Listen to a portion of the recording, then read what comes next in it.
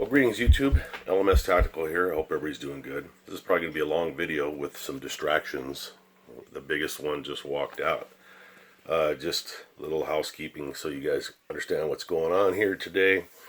So I've been kind of dog sitting for the last few days. The rest of the family, my sister-in-law, wife, nieces, a couple of the kids, they all drove up to New York City. So they're on the way home now. They should be back home in about an hour or two. My niece brought her dog. You know, I'm a dog guy, so I'm like, yeah, go ahead and bring it. It's like a puppy. Loving. I don't know what kind of dog it is. I guess like a sheep dog or a, what do they call it? Some kind of very active dog. Wiping me out, man. Oh my God. I mean, I love the dog, but here it is right here. Non-stop. It just basically, and of course his name's Sammy, and I'm watching my daughter's pug named Sammy, and then my wife's little Pomchi. But this hellhound right here, you can't wear it out. He jumps into my lap. He springs up like 6 feet off the ground, literally, lands in my lap with his toy, and then stares at me. And if I don't throw it, he'll put it on my foot and stare at me.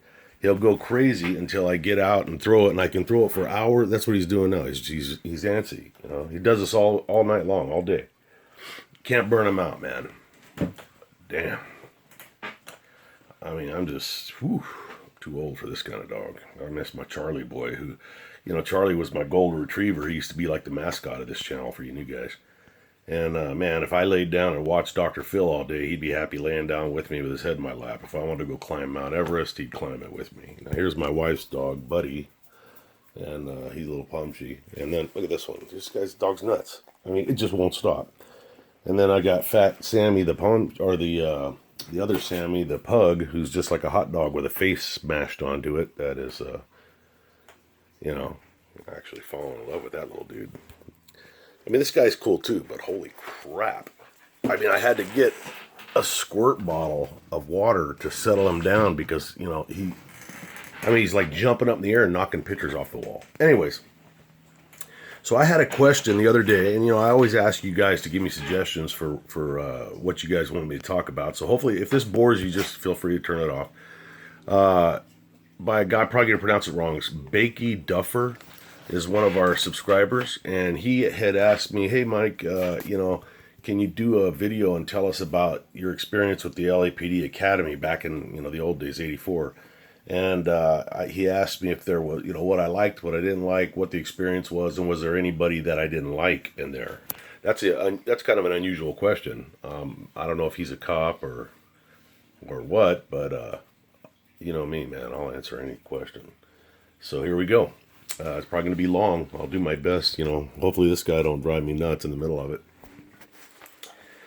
Okay. Because I've got like a scatterbrain, man. One thing interrupts me and I fucking lose track. All right, so I got out of the Army in 1983. Now, when I was in the Army, I was a paratrooper in the Army, and you got to remember the Vietnam War had just ended 5 years before I got in the Army, and so the military was in a real shitty condition until Reagan came along. Reagan was the first president that I voted for. You know, my first time voting, and I voted for him. And he did a real big rebuild of the military. So we were going from a real unpopular, you know, nobody was joining the military. Everybody was still pissed off and felt shitty about the war. And it was unusual for people to join the military in those days. I mean, but I did it as a way to, I've told that story before. I had an interesting situation going on at home, and it was like death or prison or just get the fuck out, man. And the Army, you know, saved my life. So I go in, and I knew I wanted to be a cop, and I didn't just want to be a cop. I wanted to be a Los Angeles police officer. That's what I had decided when I was younger. Had to be LAPD. Nothing else would, you know. Maybe it's because of, you know, the TV shows, Adam 12. Who knows? I liked their uniforms. I liked their reputation of being like a corrupt-free department. And I know you cop haters are going to be laughing. Oh yeah, well, what about this and that? You know. Compared to what was going on all over the country, especially in those days, let me tell you, LAPD was head and shoulders for this guy. I mean, this is, you know, he comes in and licks my hands. I'll kick you. But, yeah, so I was basically trying to get between the ages of 18 and 21 without being killed or something else. And I thought, well, the Army will do this and give me, teach me something. And so I signed up. My mom wouldn't sign the papers when I was 17 like I wanted her to, but she was anti-military, hated cops, the whole bit.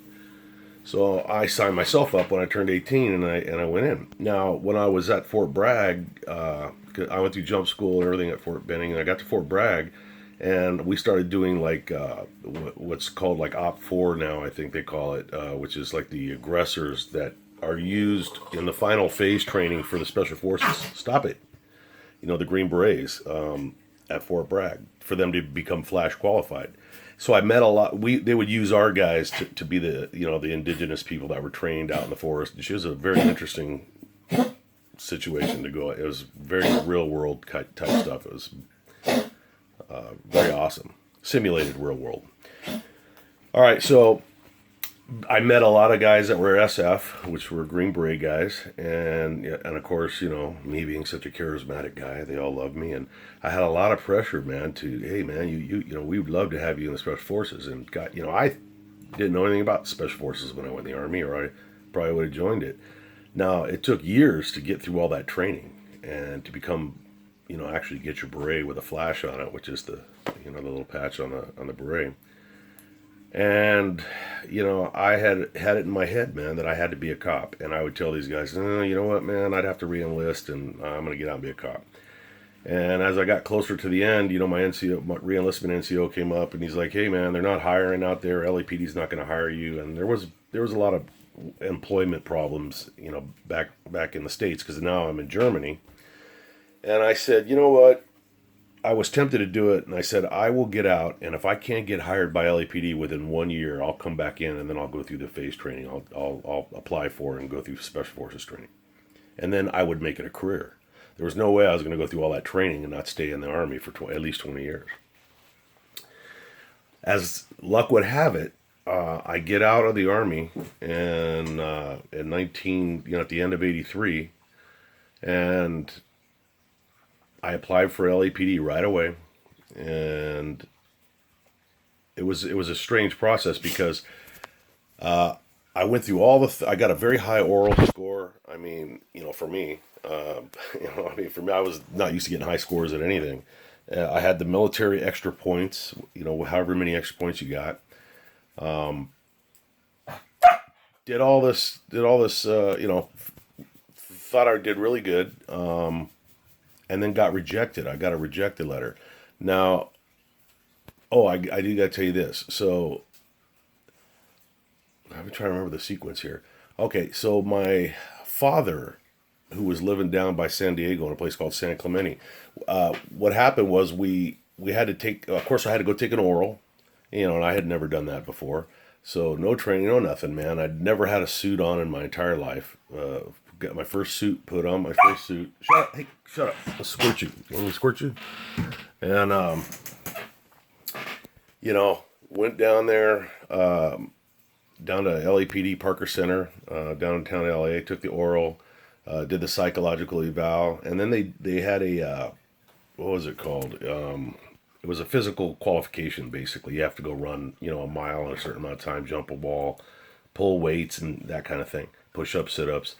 And my father went down there with me, and it was one of the things that stands out was as we were on the freeway heading down to the police academy to take this physical fitness agilities test.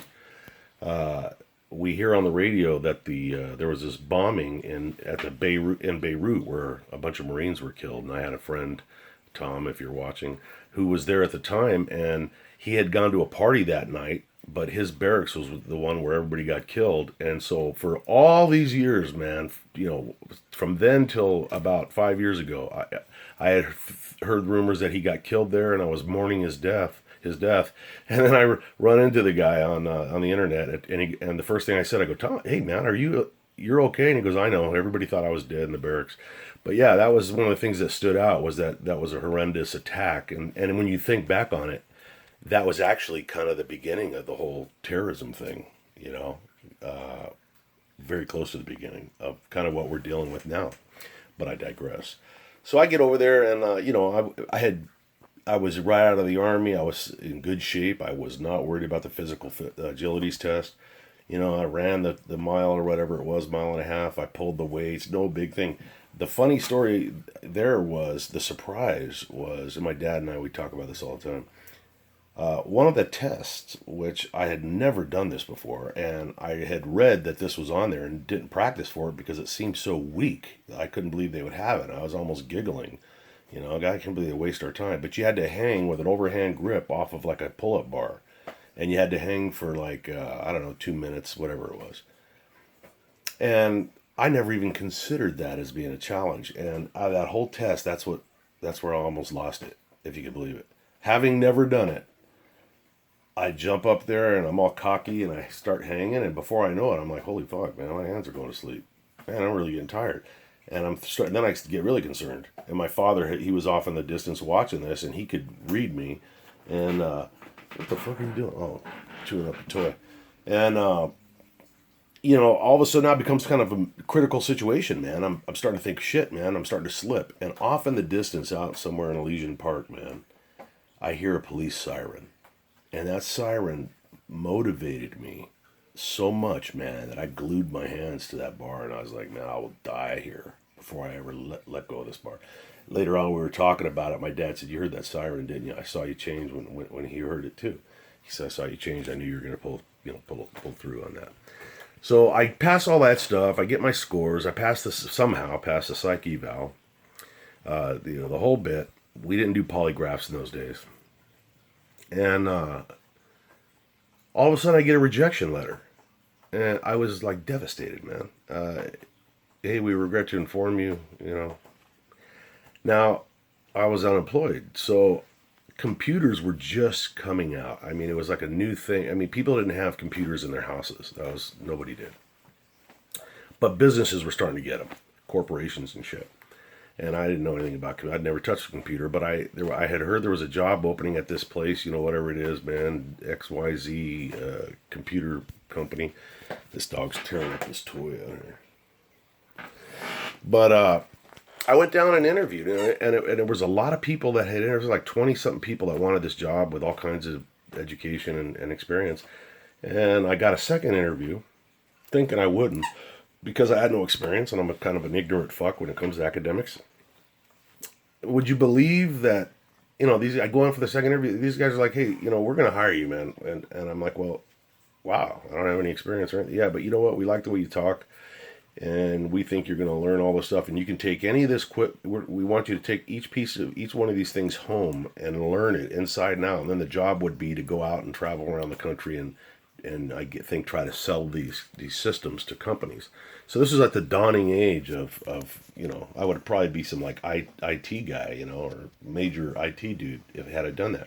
So I get hired out of all these over 20 people. They picked me, and I was so thrilled and complimented, even though that wasn't my career path. And I was still thinking, man, I still have some time to go back in the Army and become a Green Beret, but I was trying to weigh my life out. So the day that I accepted that position, I get home and the phone rings, and I pick it up. Yeah, I'm looking for Mike Weiss. Yeah, that's me. Yeah, this is Sergeant Fuckface, whatever he was. LAPD, do you still want to be a cop? And I'm like, yeah. And he says, okay, well, you start March 5th. And I'm like, whoa, but what happened, man? I got the rejection letter. What happened? And so this is also at the dawning ages of affirmative action. And he says to me, look, man, he was real frank with me. He goes, look, we are under a mandate to hire, X amount of minorities, blacks and Hispanics, and we have to hire them above and beyond you. And so we take people that have lower scores, maybe a little criminal background, but the background investigation continues even while you're in the police academy. And so whoever beat me out was a minority, and then they found something that was so bad on his background that they had to boot him out of the lineup, and then I was the next guy. So I barely made it in, and then I felt terrible. I had to call this company in and tell them, hey man, I can't believe I'm telling you this, but I got to turn you down. So funny how you never know where my life would have gone. Had that other dude not fucked up, in his life. So, uh, I go down, I rent an apartment. I didn't know anything about the neighborhood out there. Talk about discrimination. This is another, these are all coming to me now. Right around the police academy in those days, there was a very tight knit Asian community that owned all the rentals there. And then outside of that perimeter was all Hispanics and gangs and kind of bad area. Not one Asian place would rent to me. It just flat out wouldn't do it, man. I mean, and I really realized very quickly, yes, it was just discrimination, man. They didn't want anybody that wasn't Asian. And now I'm married to an Asian. I'm gonna slap her when she gets home. Fucking racist. But so I end up down at Avenue 50. Anybody from LA or East LA, you're not gonna believe this, that a white guy was. They call it the hole. I didn't know this. But it was down a hill into the bottom of this pit. There was a couple of apartment buildings, and this is like some notorious place where like people are murdered every other night, man. The gang warfare going on, and here I am with my '65 Malibu, man, pulling up there looking like some surfer dude because that's what I used to do, and these guys are so shocked, man. I think that's why they didn't fuck with me. I did get up. I used to have to warm up my car really early in the morning because it was 10 minutes from the academy at the most. And I remember I'd be getting all dressed and shit to go to the academy, and I come out one time and there's like four or five cholos, and they're sitting on top of my car, on the hood, on the trunk, just sitting there looking at me, man, trying to see what I'm gonna do about it. And I stop and I look. I said, "Look, I forgot something. I'm gonna walk back in here. When I come out, man, you motherfuckers better be off my car."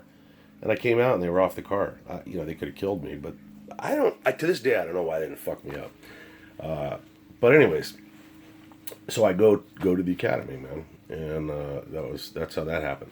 Now I could tell you all kinds of cool stories about my first day, but this will be like a 6 hour video. So let me get ahead and kind of answer some of his questions. Physically, the academy was not challenging for me. I've always hated running. I don't like to run, but I could run from sun up to sundown. I had a way of just literally, once I got started, I could just literally tune my head out and I just be gone. Because my body just keep running, man, till it's time to stop. I just could go and go and go and go and go. So, but I hated it. That's why I never ran track or anything. The running was no problem. The shooting was no problem at all. The self defense, no problem.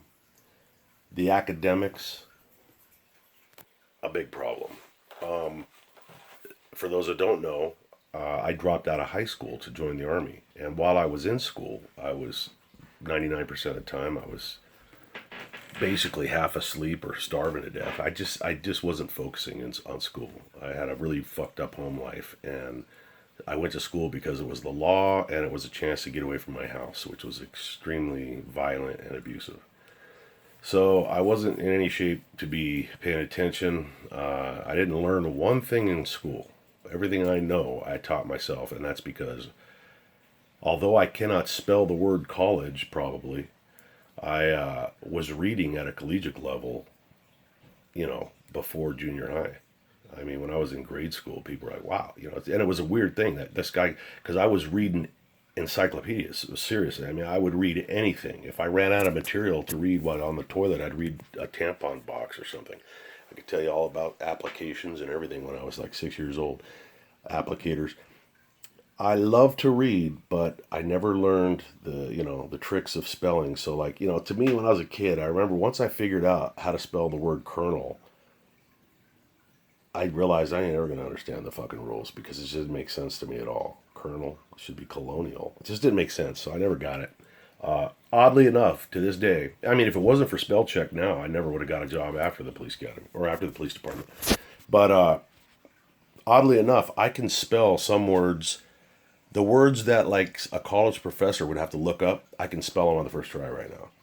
But you give me a simple word, and I'll typically throw an E in there where they don't belong. Or I'll put in a two L's where there should be one, or one when there should be two, that kind of thing. So in those days at the academy, and this was the old academy, they have a new one now somewhere. I've never been to it. It's down by the airport, I think, in LA. The one I'm talking about is the old one down by Dodger Stadium in Elysian Park on Academy Road. In those days, they had what were those tests called? They had these mile team instructors, and these were like the academic instructors, and you got tested every week on whatever subject we were covering, whether it was first aid, report writing, the law, this kind of thing. And if you failed the test, you got to remediate, take it again. And if you failed it that second time, was it the second time? I think you got a third time. Yeah.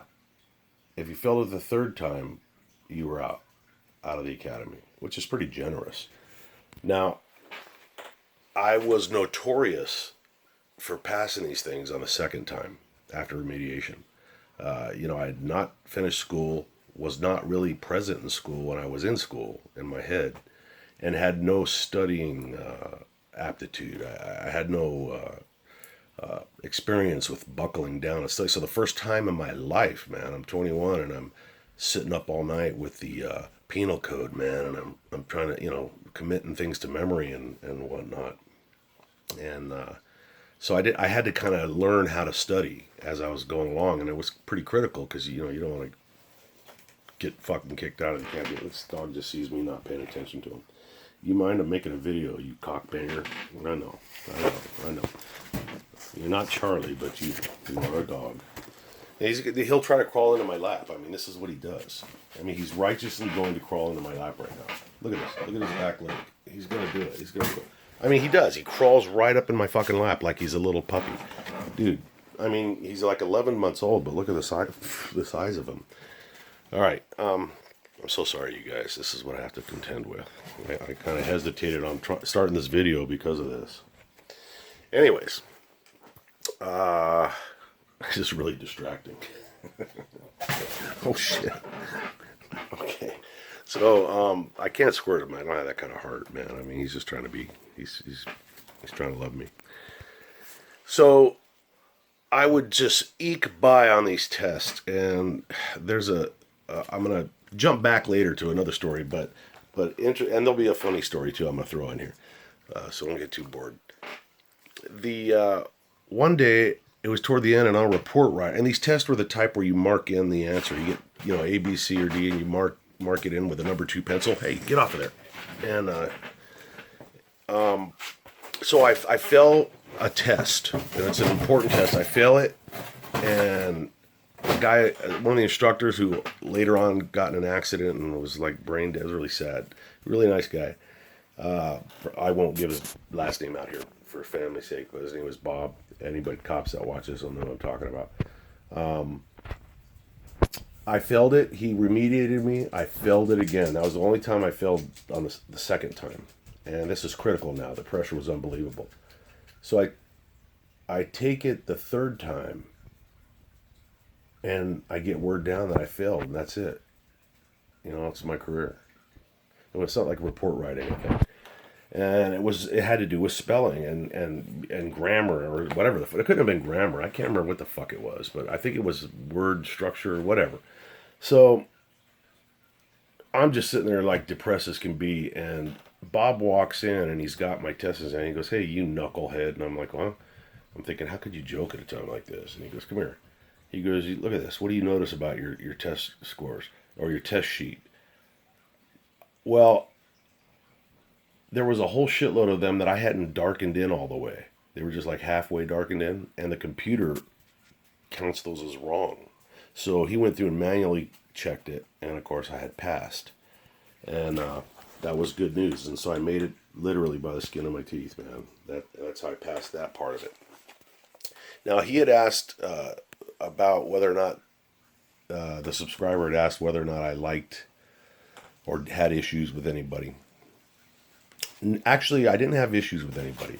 I became friends, and I'm still friends with some of my classmates to this day.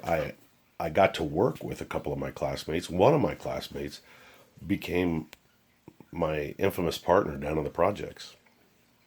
When we were working in Watts, we worked Southeast Division together, and then we went into Crash, and we stayed together. And man, what a story! That could be a movie. The shit we did. That's the guy you see me with on the video. If you've ever seen me on the video, LAPD Old School, that's the guy I'm with. But anyways, there was an incident though. Now remember that now the staff was broken up into the mile team instructors, which were the academic staff, and then the PT staff, which were these big, hardcore, cops from the old school. A couple of them watched these videos. One in particular, and he's a big fucking corn-fed dude, man, and we just idolize these guys, and they were like ex-military and old school guys, and so of course they loved guys like me that were normal guys. But see, the whole country was starting to change, even way back then. And this was at the very genesis of concepts like political correctness. Even though I had never heard that term, this was what was starting to happen. Okay, so liberals were starting to. The cancer was already eating away at us. I didn't know that. I just come out of the military where that was non-existent. I mean, we'd run around and sing songs about fucking and sucking, and nobody gave a shit. And they could cuss at you, and basic training, you get popped in the head by the drill sergeants. Nowadays, I mean, they got to massage you and shit. So it's different. And that almost did me in, because one day what we did, we were in a class, and we went out for a 15-minute break, and I got a bag of peanuts or something out of the machine that was there, and we're all standing around, and I'm on an elevated platform, like a porch, and down on the grass below, there's about 5 females that were in the class, and one of them, I won't name any names, because they're still alive and well. I see them from time to time floating around the internet. But one of them was really, really, really small. Like, you just couldn't believe it. I mean, because the LAPD had done away with their height requirements and blah, blah, blah. I mean, she was so small that you would have done a double take. You would have went, whoa, somebody's kid has a uniform. I mean, that's how small she was. And they were all talking very loudly amongst themselves about how they were just as qualified and they could do the job just like guys. And, they were kind of building each other up. I see things differently now, by the way. But, I'm 21, man. I'm just out of there. I was jumping out of airplanes months ago, man, and practicing on how I was going to kill Russians. And, fighting and doing all this shit. And now I got this, 4'6", midget. And I just couldn't keep my mouth shut. And I didn't do it in a bad way, I don't think. And this is exactly how I said, this is what I said and how I said it. I said, and I didn't know these people, we were still relatively new in the class. And I said, hey, ladies, and they all look up at me. I said, look, I'm not trying to be rude, but I couldn't help but overhear you. And, I have a question for you. And you can see they're right away on defensive. And I didn't realize I just stepped into a fucking landmine or a minefield. I said, when's the last time any of you got punched in the face? And they just stood there staring at me. And one of them says, well, why? And I said, well, I'm just curious. I mean, has anybody ever hit you in the face so hard your teeth were fucking shaking loose? No. I said, no, I bet if I asked all these guys that, they'd all have an answer. Because I can tell you the date the last time somebody slammed me in the face. What does that have to do with anything? I said, well, I'm just wondering what you're going to do. The first time you go to arrest some Hell's Angel who had a fifth of Jack Daniels for breakfast and has a couple warrants and doesn't want to go to jail, And they're like, well, what are you trying to say, that we're not able to do it? And I said, look, all I'm saying is I'm not a Hell's Angel and I'm not a pissed off criminal. But I promise you, my entire month's paycheck, because we got full pay while in the academy, I said, I'll give you my full paycheck. I said, all 5 of you, there is no chance that if I gave you batons, if you each had a baton and handcuffs, there's no chance that you could get me into handcuffs. Never gonna happen, couldn't happen, it would never happen. It's just not physically possible. And I said, and I'm just a dude proving a point. Imagine if I was a real bad guy. Okay, break's over. I go back in. Man, it wasn't toward the end of the day, I get messenger comes up, says, hey, you wanted down in the command staff office or whatever, which you never get called in there unless you're getting terminated. I didn't even think about what had just happened earlier. So I go down there, and here's the whole staff, the academic instructors and the PT staff. They're all in this room. And one of the academic guys was a little fuckhead, man. I didn't like him. I didn't know I didn't like him. I just knew he mad dogged me a lot, and he was not a guy to fuck with. He was a short Asian guy, and he just seemed like a dick. You know how you could just tell somebody's a fucking ass? Well, that was him. When they look at you like you smell bad, that was him.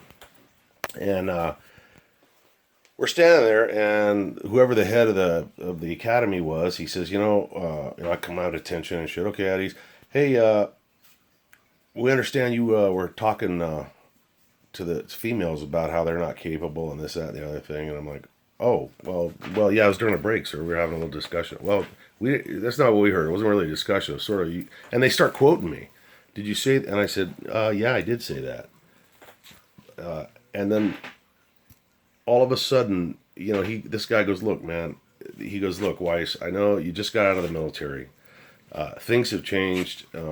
You're on official notice that if you say anything offensive or derogatory to anybody, but especially these females, you're going to be booted out of here. Does anyone else have anything to say? And the little Asian fuckstick, man, I'm getting mad just picturing him. Because this was like right out of the blue, man. I'm supposed to look up to these guys, even though he's a short fuck. But he goes, I learned where his real animosity came from. He goes, let me tell you something, Weiss. I've seen you. And he's talking like a little tough dude. He's comes up to my fucking belt, and I have to be at attention. And the PT staff are all these big guys, and everybody's standing there watching this. He goes, I've seen you in the locker room with your tattoos. You must think you were real hot shit coming out of the military, but that ain't the way the world operates anymore. And I'm thinking to myself, I'll rip your fucking head off if we're in any other environment, but I just have to take it. Yes, sir. And he's like, that shit don't impress nobody. All right. So you may be hot shit down in wherever the fuck you come from, but you're in the LAPD now, and nobody gives a fuck about your military experience. Of course, I did my homework real quick. Guy never went in the military. He was a jealous motherfucker is what it was, because I shit bigger than him and he knew it. But later on, toward the end of the day, a big guy that I know is watching this, I hope, what's up, Jerry? Any cop from the academy will know who I'm talking about. Big fucking hardcore PT staff guy, he calls me over. He goes, hey, Weiss, come here, man. This is like hours later, and I'm all depressed and shit. Thinking I stepped on my dick, I fucked up. And he goes, hey, I'm going to tell you something, man. He goes, all of the PT staff, we love you. You're the kind of guy that we want on this department. That you're what we call real cop material. He goes, these little motherfuckers in there, you just got to suck it up, because what the captain said was right. The world changed while you were away. And, we can't do things the way we used to do. And we all agree with you. And every word you said to those fucking chicks was absolutely right. We just can't voice it anymore. And he says, don't worry about what happened in there, man. Those guys don't make fucking pimples on your ass. And he was like a Marine, I think. Ex-Marine. And that motivated me. So that was that incident. I can tell you another funny incident, because I'm always close to like getting my career ending at that point. Because I was learning, to be cool. So this will be a quick story, but it's worth listening to. Okay, so we were the last class before the 1984 Olympics in Los Angeles. And what that means is there are other classes ahead of us that are going to graduate ahead of us. So each class that's ahead of you has more clout than the one below it. Meaning, when you're walking down a hallway, if somebody from another class comes and they're above you, they're closer to graduation, you got to hug the wall. You got to treat them with respect, man. If they tell you to move your shit, you move your shit. I mean, probably not anymore, but in those days, that's the way it was. And so, because we were the last class, we never got a chance to be the big dogs. We were always kissing ass to these guys, and it sucked, You'd have 5 minutes to go from a class where you're wearing your Class A shit to get your PT shit on, and then head down to the shooting range, get all your gear, and you're running around like a motherfucker, man, trying to get all this shit done, and you're lugging around backpacks full of books and holsters, and shove them in your locker and so you get a shower. And so it's a rush in this giant locker room. And if these senior guys would come, sometimes they'd fuck with you, and you can't blame them. Sometimes you'd be like, hey, move your shit out of my way, man. I'm coming through. And then you'd have to kind of stop because their locker's next to yours, and you have to give them respect. Well, one day I had it. I was running late on everything. It was a stressful week, man. And the Irish blood in me started coming out, man. And I didn't have any room for patience, man.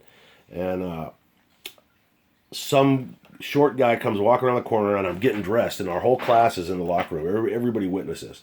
And I'm on there, I'm standing there in my fucking pants, no shirt on, I'm putting my shoes on or whatever. And this guy comes around the corner and goes, hey, he goes, are you guys from the three class? And I go, what's that? And I'm still tying my shoe, and he goes, are you from the 3 class? And I go, yeah. And he goes, yeah? Is that how you talk to people? And now I'm pissed because I think this guy's from the class above us, right? Guy looks like he's 21, 22.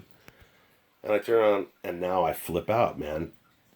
He goes, that how you talk to people? And I stop. Everybody's looking, and I stand up, and I go, well, that's how I just talked to you, motherfucker. You got a problem with that? And he looks at me and he goes, what's your name? And I said, what the fuck is your name? I mean, now we're like fucking, I'm right up on him, and I'm mad. I'm just not going to take any shit from some guy because he's a class ahead of me. He slowly pulls out his wallet and he flips it open. I see a badge with the word sergeant on it. And he says, I'm Sergeant so-and-so from Devonshire Division. I'm going to ask you one more time. What's your name? Man, I saw my whole fucking career right out the window. So did everybody there, man. They thought, man, that's the end of it. Weiss is gone. I just like deflated right in front of this guy. And I go, sir, my name's Mike Weiss. I thought you were from the class ahead of us. You look like you're kind of young. I'm so sorry. And everybody's waiting for me to, be told to follow him into the office or whatever. He looks at me and he goes, don't worry about it, man. It's all good. And he walks away. Never heard anything about it. That's the old days where they don't fuck everybody over just for being a human being.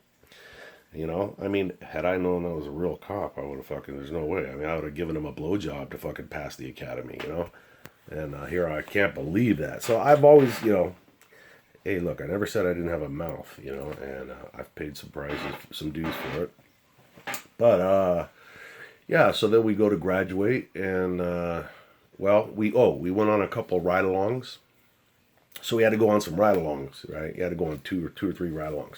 So that was our first time where we were actually sworn in and given our, loaded guns, and each of us got a different division to go out in a different watch, and, you work a day watch, a morning watch, a night watch. And my first night I was in Hollenbeck Division, and it's the very first guy that I ever arrested. I'm going to give his name because it's all public knowledge, but it's funny that I can't remember what I had for dinner last night, but I'll never forget this guy. His name was Philip Limon. Philip Limon. When you're on a ride-along from the academy, you haven't graduated yet, you're supposed to be the third guy in the car, but this guy's partner called in sick.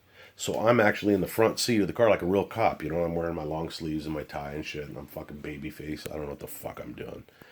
And, this cop I'm working with was a Hispanic guy, and Hollenbeck is an all Hispanic area at the time. I don't know about now.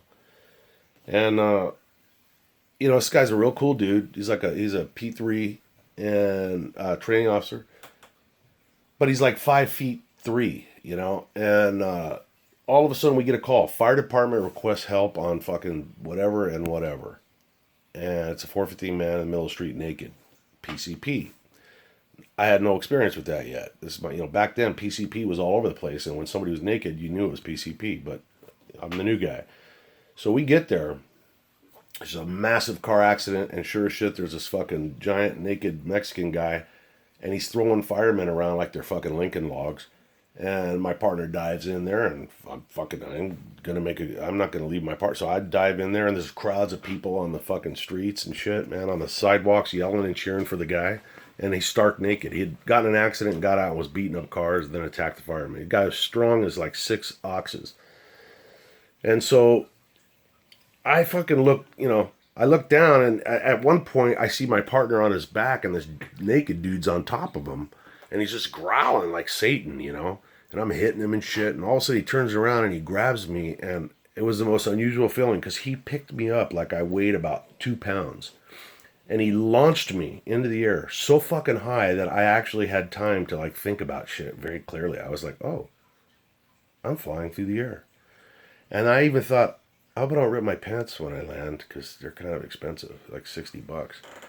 And I fucking land in the street and slide over to the curb, and the crowd's applauding. They're all happy that this guy just threw this gringo across the street. I had a fucking hole in my pants.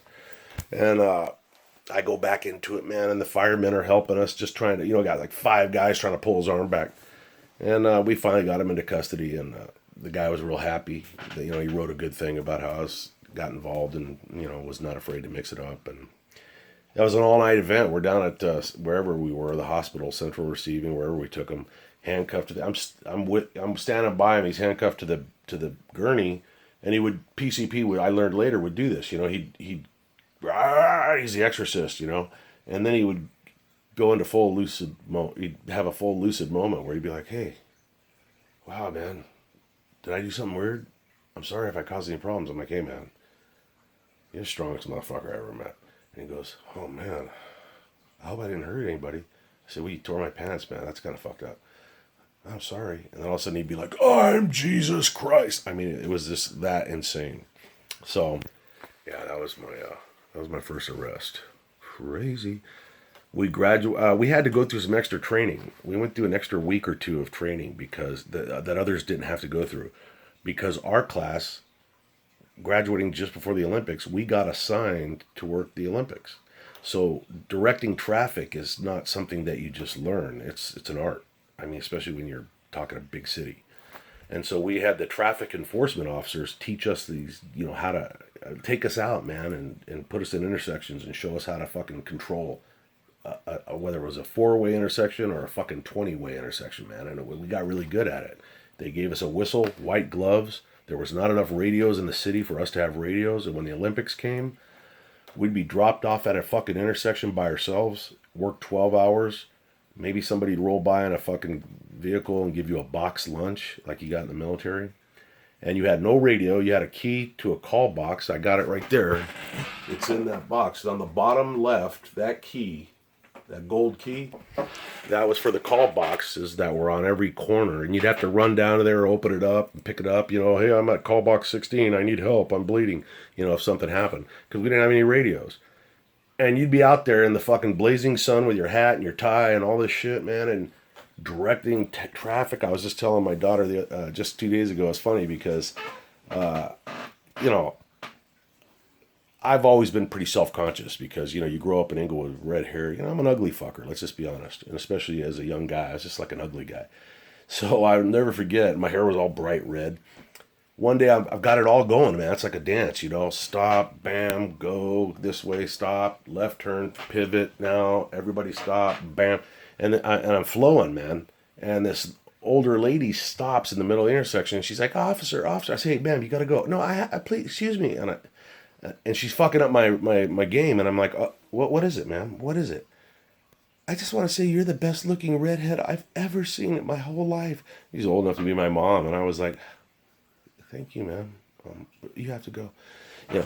And here it is, fucking 40 years later. I still remember it. But that's it, man. That was my academy experience. It was awesome. It was weird on graduation day to have my mom there. And I'll never forget my mom, my sister. She's dead now, but both of them are dead now. But my mom looks at my sister and she says, "Could you ever imagine that we'd be surrounded by this many pigs?" My mom hated cops. And I always felt it was kind of sacrilegious. My dad agrees with that too, that she would even set ground there. But how am I going to not invite her? I mean, so I was the enemy of the family. She was out doing whatever the fuck she did. None of it was legal. And why I should not have invited her. Sorry, Mom, but the truth is, come on, man. I mean, that's like inviting a fucking, a Jew to a Nazi rally. It just didn't mix, didn't sit well. And anyways, I hope that answered your question. I hope it was semi-interesting. If you guys want to hear something else, man, let me know. I'm more than happy to talk about whatever if I got the time. And I usually do have the time. But anyways, I hope you got something out of it. Thanks for asking the question. And you guys stay safe. Elements Tactical, I'm out.